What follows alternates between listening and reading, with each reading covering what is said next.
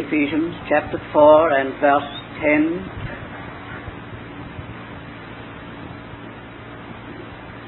He that descended is the same also that ascended far above all the heavens, that he might fill all things.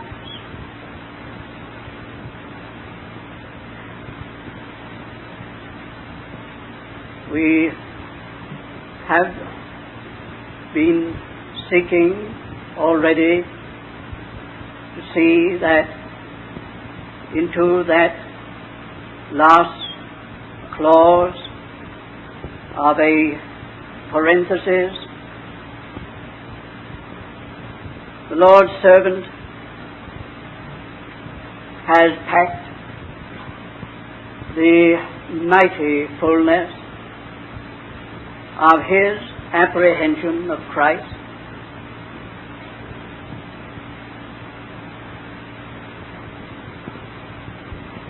We have tried to enter into the tremendous emotion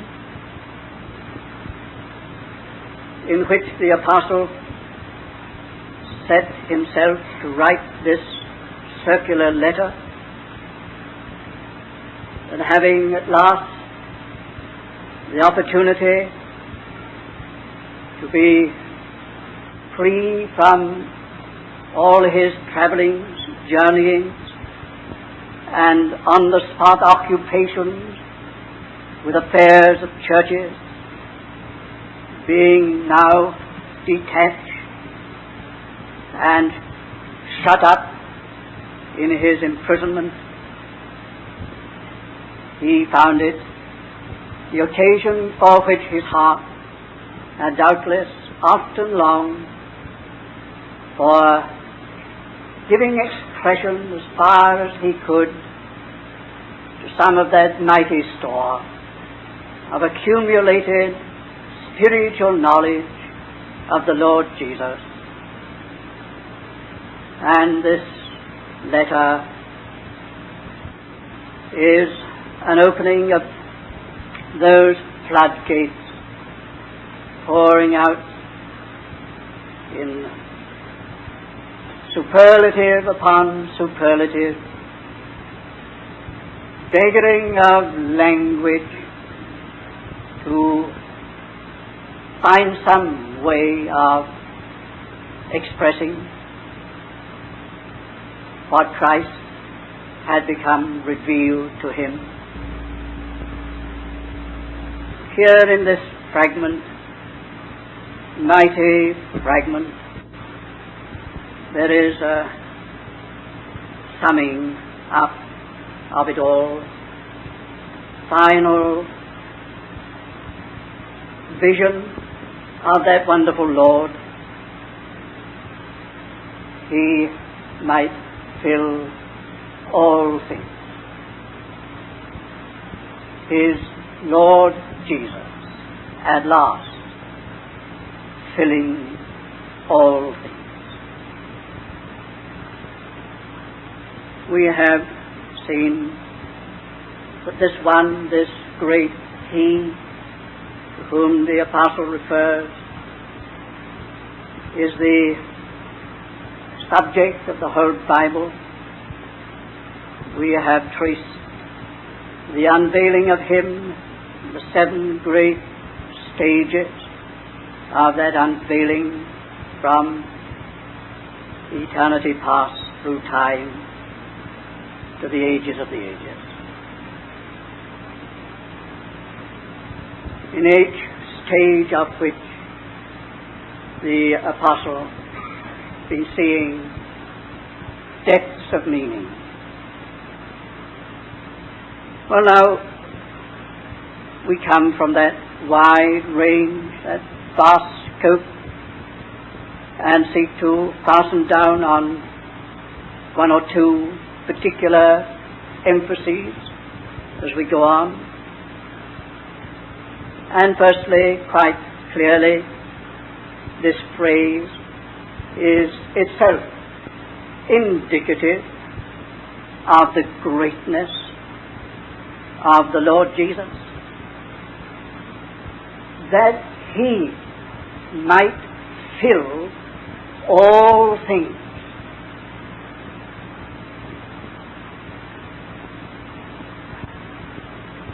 The final all things.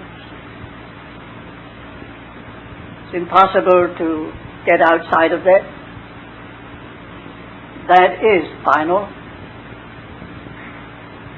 There is no more that can be added. All things just means what it says. Everything. Just all things. And this eternal divine determination and design, it has been revealed to the apostles to be that Christ does fill all things. It is a predeterminate counsel of God that he shall. God hath, it is said elsewhere, designated a day in which he will judge the world in the man whom he hath appointed. That is this Lord Jesus. It is therefore indicative of the greatness of Christ. How can one person fill a universe? Fill all things? Well, it's not so difficult a question to answer.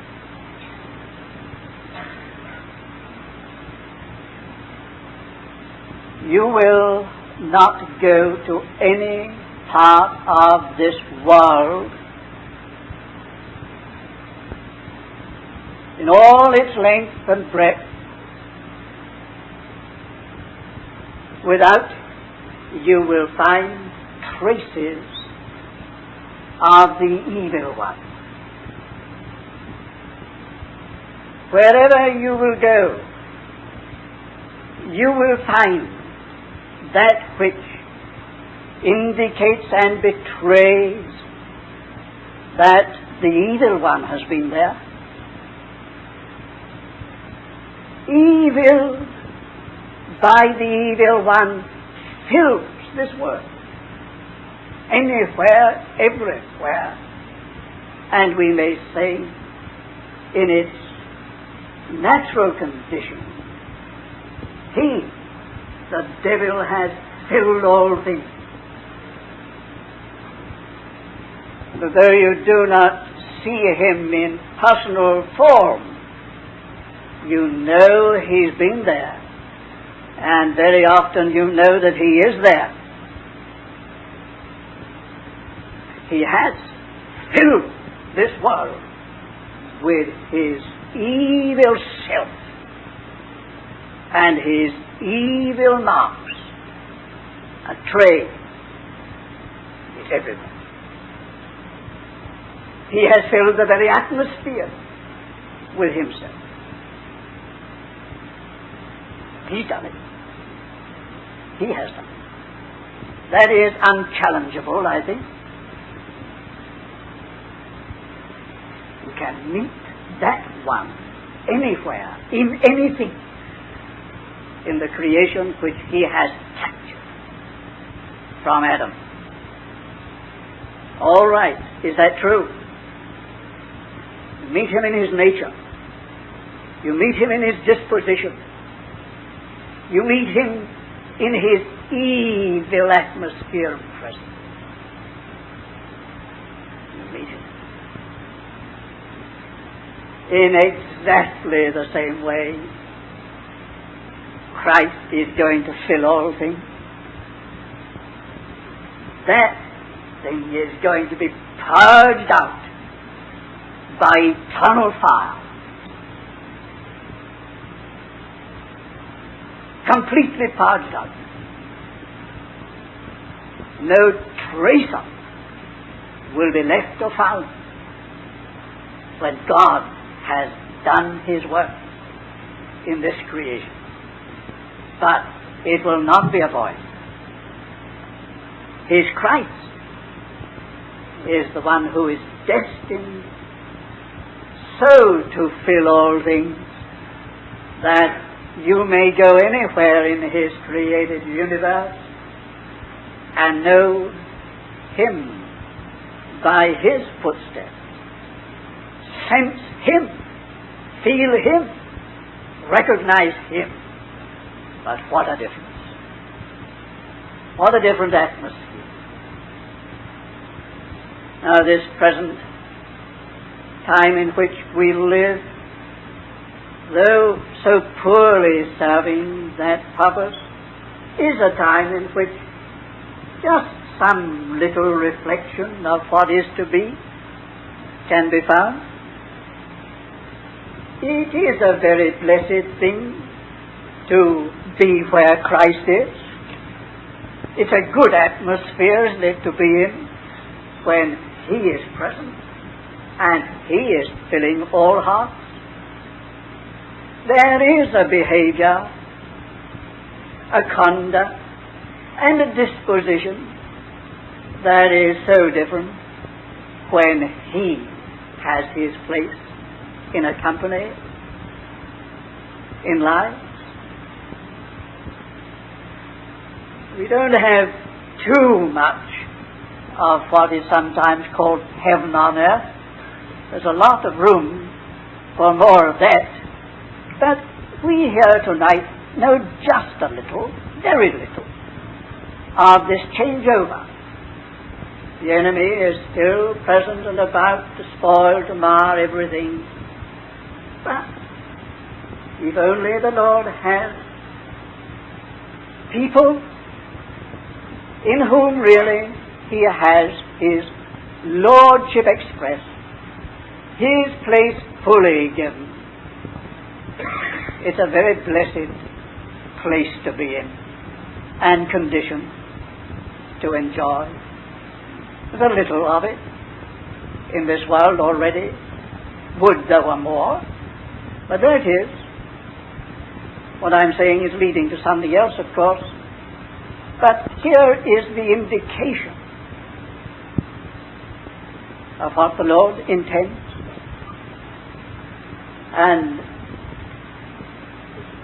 one says that, dear friends, because you will understand that we very much dislike living in abstractions and visionariness, words, beautiful ideas, that sort of thing, that realm of imagination. We must always have some practical ground on which to build these great conceptions. And so, when we speak about the time when He will fill all things with Himself in this way of character, of nature, of disposition, of conduct and behavior, when we speak about that, we must have something to put our feet down upon for the present. And so it is that the great delight of Christian hearts is found in that kind of fellowship and relationship where Christ is everything. And that it is a real thing. It is a real thing. It is possible to know that now, is it not? It is. But I have said it's all too small. It's not by any means in all things.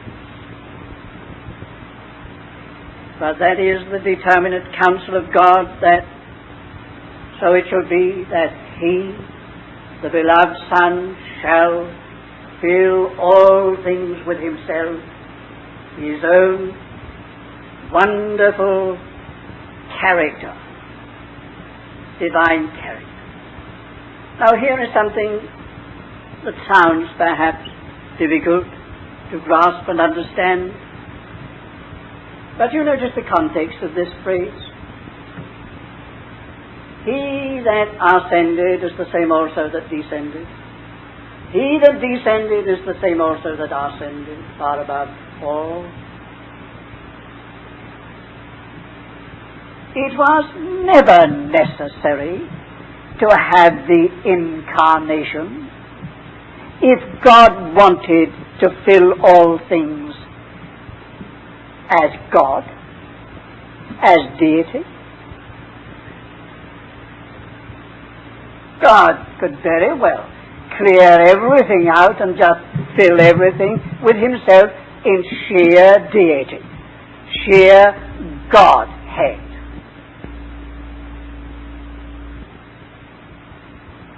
But this statement, he descended and ascended in order that he might fill all things,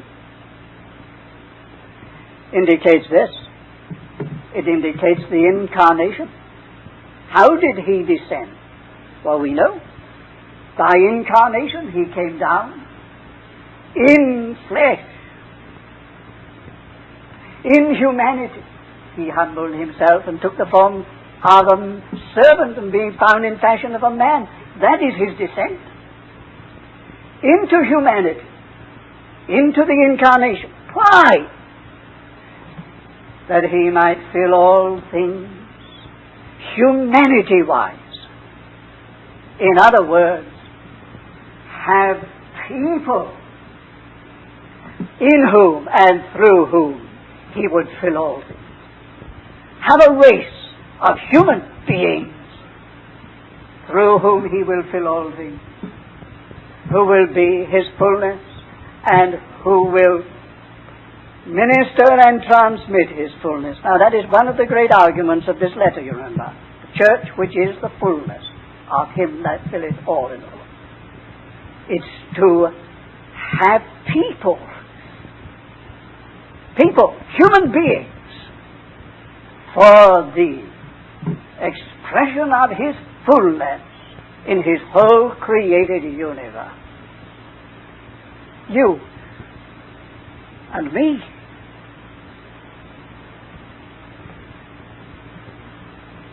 That's why he descended first and then ascended, that he might fill all things, in order that he might fill all things.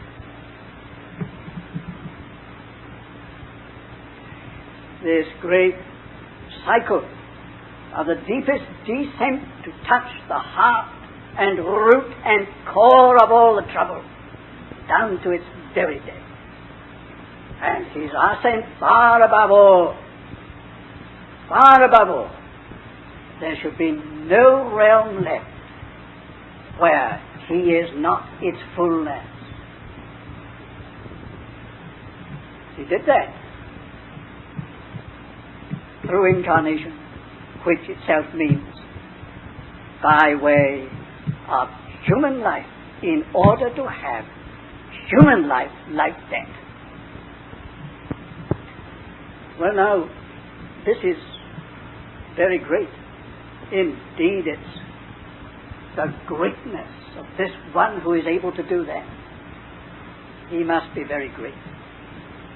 But that leads us to this law which governs all spiritual history and experience. There is a law governing all our spiritual history and experience. Our spiritual history and experience is not just something that is of its own free will happening to us. It is under this law. It is controlled and governed. The experience that we are having, spiritual, the history that is being made, in our case spiritually, is held by this law. And the law is that he might fill all things. See, if it is this matter of men, of people, of humanity, of human life, then there must be something in, behind, and over what happens to us when we get into God's hand. And this is what it is. God is taking us the way in which He is taking us, with this one object in view, that His Son, Jesus Christ, shall fill us, shall fill all things. But you know, He can't start from zero with us, unfortunately. We are already so full, aren't we? We are already so full. So full of our own ideas, of our own desires, of our own ambitions, of our own interests, of our own strength. Oh, what a lot there is of which we are full. You see, that's just the trouble. That's where it began with Adam. Adam made this great bid to have all the fullness in himself. In himself. Well, the Lord let him have it. And Adam is more than one person who lived so many centuries ago. Adam is a very big corporate person who has filled the world and is still making a bid to have everything in himself. He's very full of himself, very full of his own cleverness, ability, power, wisdom, and what not. He's filling himself more and more with his own fullness.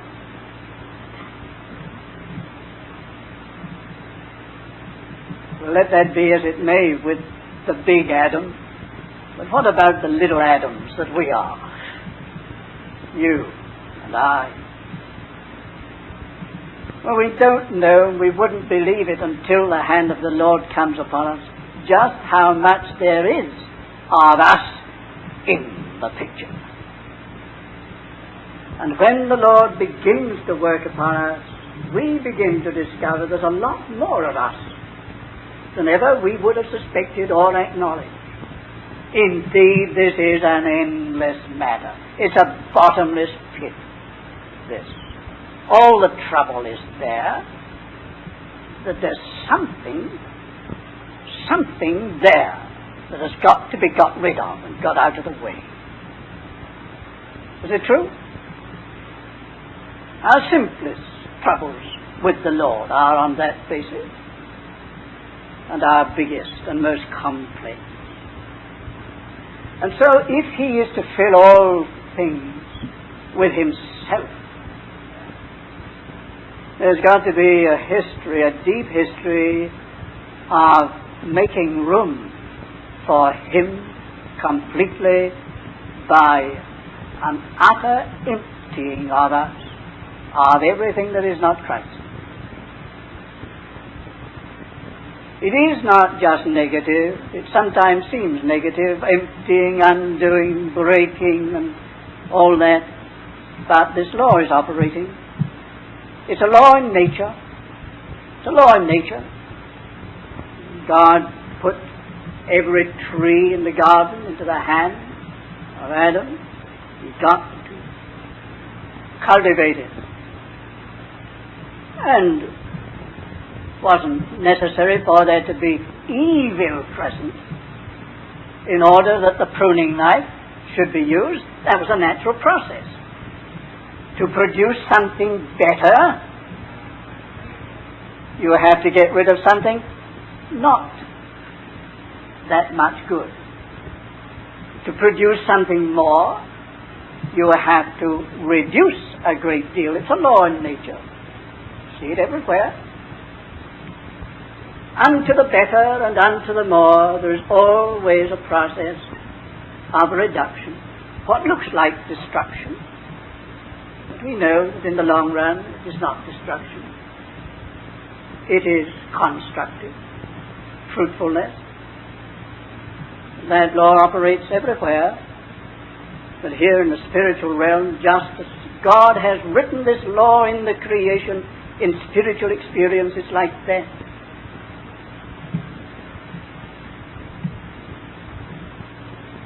He's working, dear friends, with you and with me. On the one side, emptying, breaking down, cutting off, seeming to be reducing, emptying us of that other fullness which is in his own way and not his fullness, but always with this object, more of Christ, more of Christ, more of Christ. Now perhaps you say, some of you may say, well, there ought to be a very great deal of Christ if that is the explanation, because I'm having a pretty bad time. But here is where faith and patience are called for. And we may take it, oh, you may take it, as a fixed law, that any kind of work on his part which has an emptying effect, an undoing effect, a weakening effect, where we in our self and self-life is concerned, is determined by God to produce more of his Son. It's going to be, it's the eternal law. It's the law which is governing. Now you can see that the Bible is a record of this very thing. Yes, we've seen that Adam let in all the trouble of this self-fullness, which is the curse of humanity. The curse of humanity. And is going to prove the utter undoing of humanity. Make any mistake about it. A little indication of this almost weekly. That the cleverness of man can be his undoing. What he calls his wisdom and knowledge increasing can just be to his own hurt. However, leave that as it may be, but Adam opened this door to let in this accursed self-sufficiency. Self-sufficiency. Now, whenever you find that God comes onto the scene in relation to his end, his eternal end, and puts his hand upon any man or any instrument, he takes that instrument or that man through a history which for a long time is a thoroughly undoing history. Who comes to mind? Well, let's start with Abraham. We have every evidence that Abraham or Abram was a great man in Chaldea. A great man in Chaldea. Man of considerable substance and standing, possession and sufficiency. Stephen tells us that the God of glory appeared unto our father Abraham. And how did the God of glory begin to work? Well, he just hooked him right out of Chaldea and brought him into a place where all his own erstwhile fullness and sufficiency was gradually removed. Gave him not a foothold in it. No, not any place in it. A tent, and moving from place to place. No continuing city. Life of utter dependence upon God. He's being emptied. Notice the various stages of God's dealings with him. Right up to the point of requiring him to offer his Isaac. Did ever a man get nearer to the great heart of Calvary in the utter self-emptying, and when Abram was asked to give what to him was his all and his last in Isaac. Now this man's being empty. He's being empty. Very well. But God appeared unto him. Said, look abroad. If you can count sand at the seashore, so shall thy seed be. Lift up thine eyes to the heavens. You can count the vast constellations of the heavenly body, so shall thy seed be. Emptying unto vast fullness. The spiritual history, that's no mere teaching. Truth. Ask Abraham whether it's real.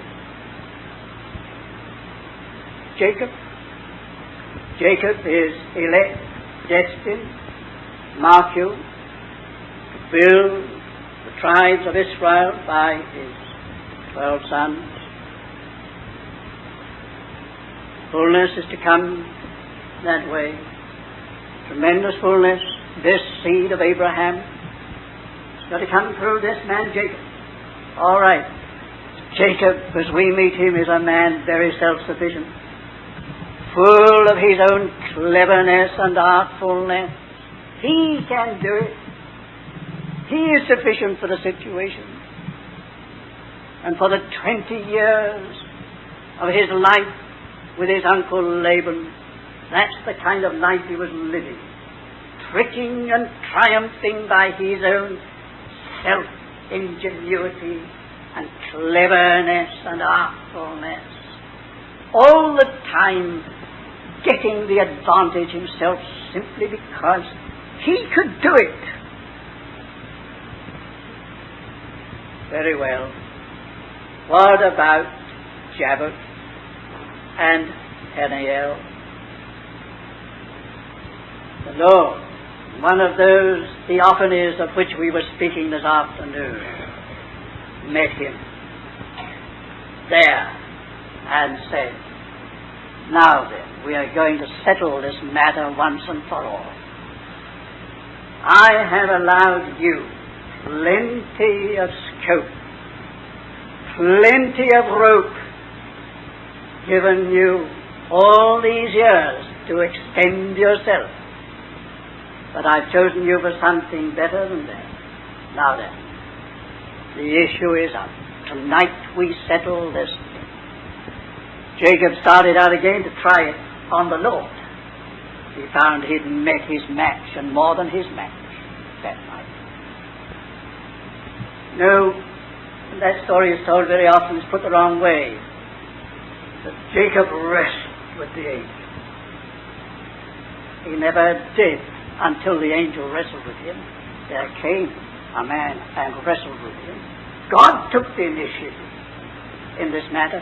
God took this thing into his hands. It was God who said, we are going to settle this mighty issue before you go back to that place. A covenant, a purpose. We're going to settle this thing. Who's master? Jacob or the Lord? Oh, what an emptying that night. Not all at once, perhaps, for there are still some traces of Jacob after that. But when at last you meet him in the presence of Pharaoh, what a poor, poor creature he is as he talks to Pharaoh. Few, hard have been the days of my life. Leaning upon his staff, he's a very empty man, a very broken man. Now the Lord can do something. He's a very empty man, a very broken man. Now the Lord can do something. The Lord can do something. Out of that will come the purpose of God. We just mentioned it. It's so patent, isn't it? What about Joseph? Well, first introduction to Joseph good and nice young fellow in many ways, pet of his father, not more, but very conceited, very indiscreet, telling his brother about his dreams and implying, "You're going to be the ones who bow down to me," provoking the situation which was God's sovereign opportunity of starting up this work of emptying.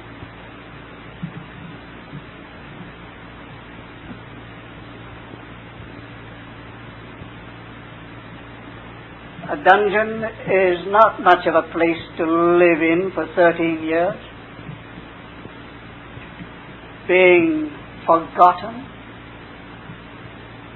and enduring all the hardships and difficulties such a life, so that it is written, "And the iron entered into his soul." Do you know anything about the iron entering into your soul?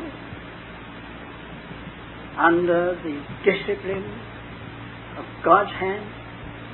Well, we need not enlarge. Here's this man indeed being emptied, isn't he? Of all his conceits. But at last, what fullness? Fullness for Egypt and fullness for his own brethren and for the rest. It's the way. What about Moses? Now Moses was learned in all the wisdom of the Egyptians. What a man Moses was in the first 40 years of his life. How full of everything, wasn't he? How full. So full that he thought he could do it. But he smote the Egyptians, challenged the Hebrew. He thought he could do it. All right. He's very full. 40 years, the backside of a desert is well calculated to empty you of that sort of thing. And you're not surprised at the end of 80 years, he says, "I cannot. I am not able." Very well, says the Lord, "Come then, and I will send you." Same story. What an emptying unto a filling. Israel, well, we dare not dwell upon Israel as a nation. The Lord's hand upon Israel passed to David. One thing about the Lord's dealings with David is this: the working of this law of emptying, humbling, and making so utterly dependent in order to bring him to the highest place of Israel's fullness in the Old Testament. There it is. And so it goes on. Only taken out those illustrations, the things. Dear friends, the Lord is working by this law. He's working toward this end, that he might fill all things. But unto that, how we have to be empty. How we have to be empty.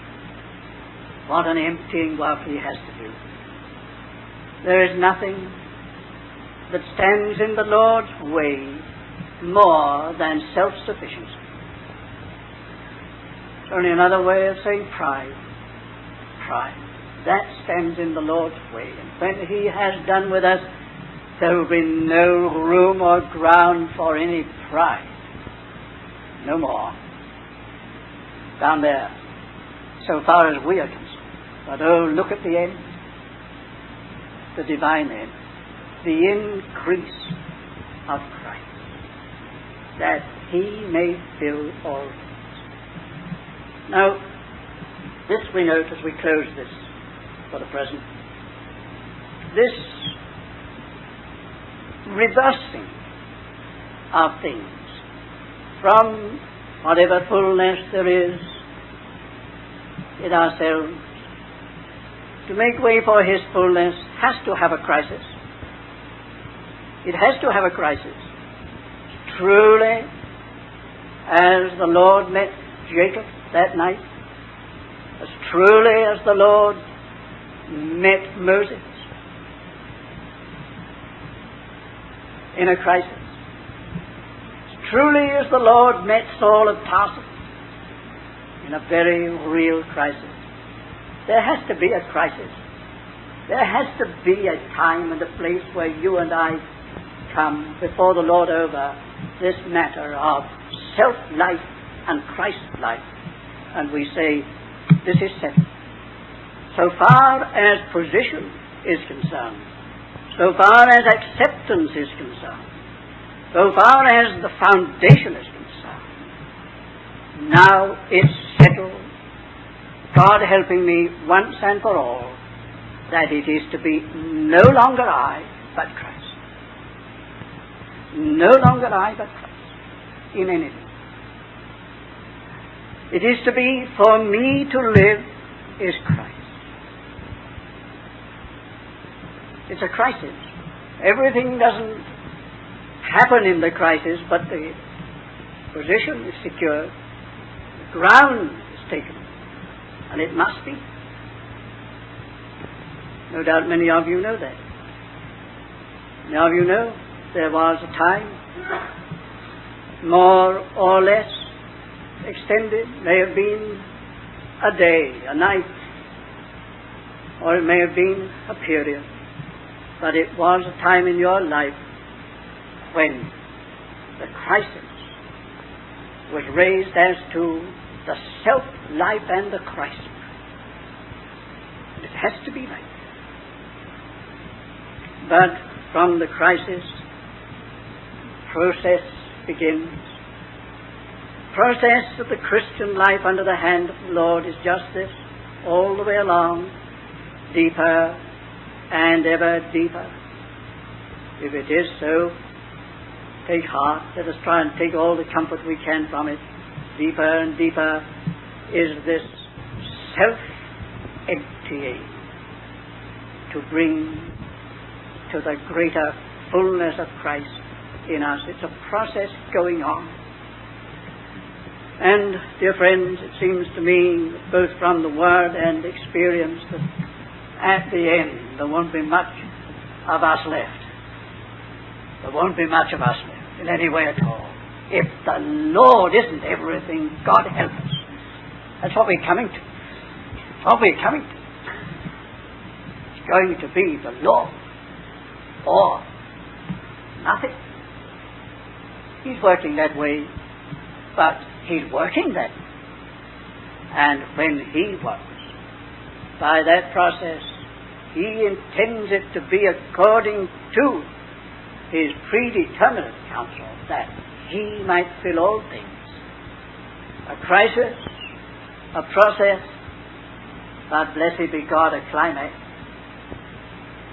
Word reveals, and this very letter with which we are occupying reveals that day, that glorious day of the climax,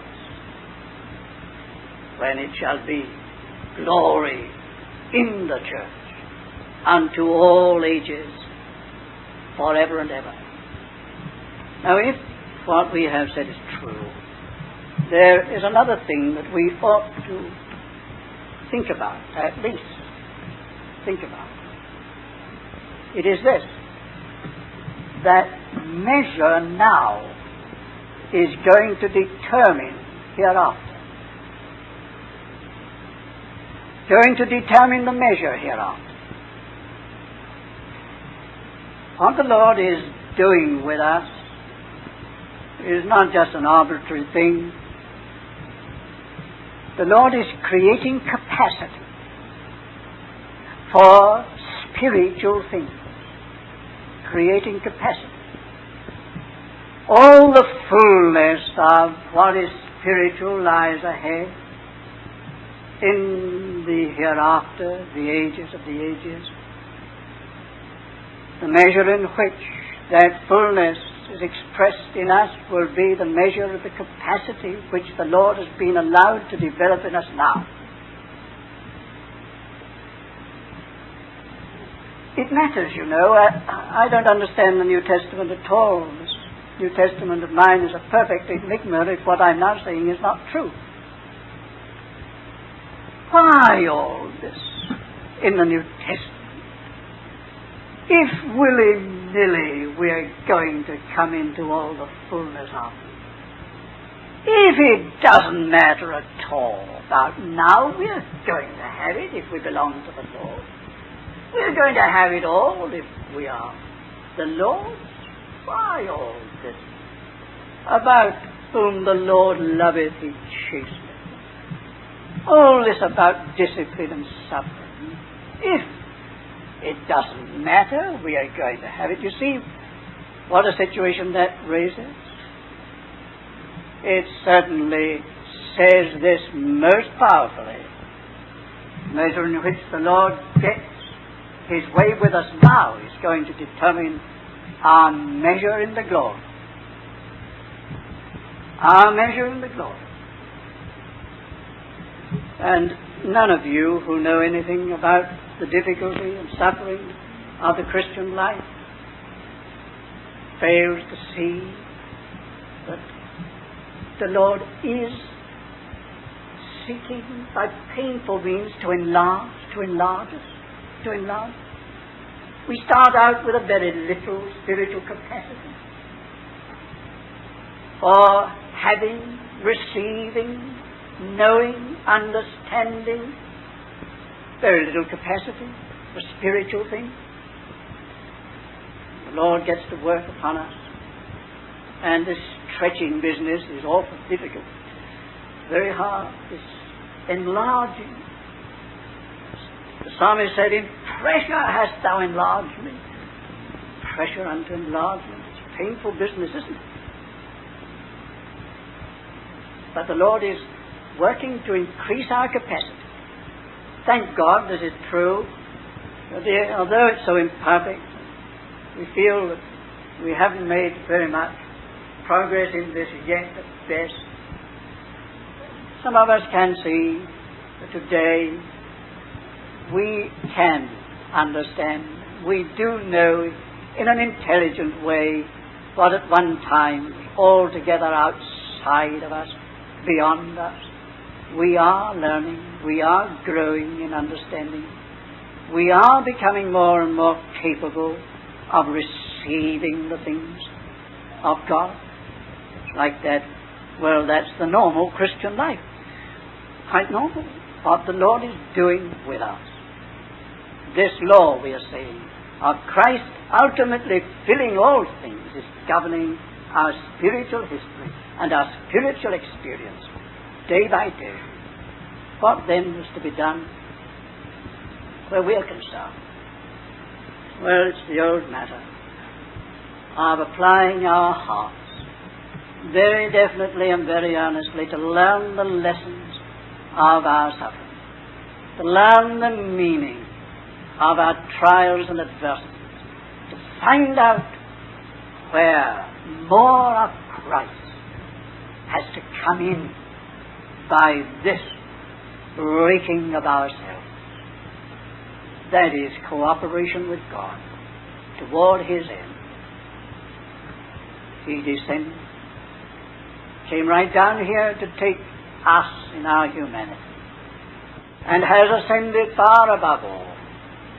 Both things are governed by this purposive statement, in order that He might fill all things.